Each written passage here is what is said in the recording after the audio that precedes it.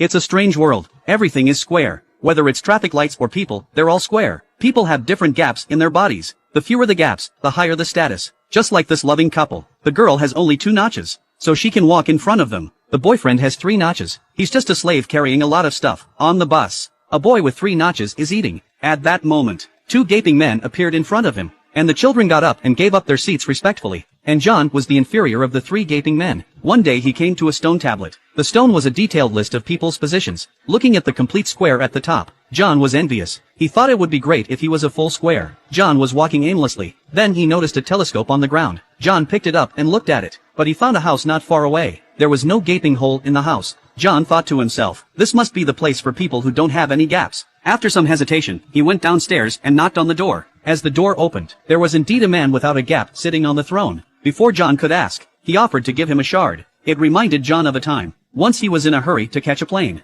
But when he saw that John had 3 notches, and shut him out. Thinking about this, John didn't hesitate to accept the pieces he gave him. From then on, John became a 2-notch man. But he didn't seem to be satisfied. Even in his dreams, he dreamed of having only 1 notch. Every day, he wore gold and silver and enjoyed all kinds of food. After some hesitation, John came to the man's house again. This time he demanded it. He listened and gave him another piece. And that's how John became a notch in his belt. But just as he was leaving, the man behind him smiled a strange smile. A few days later, John was not satisfied with his status as a notch. To make himself whole, he went to the man's house again. This time, without waiting for the man's permission, John grabbed the pieces and put them on his head. And so the man became a lesser man. But he wasn't upset. Instead, he couldn't wait to get out of the room. John tried to get out, but the door was instantly locked.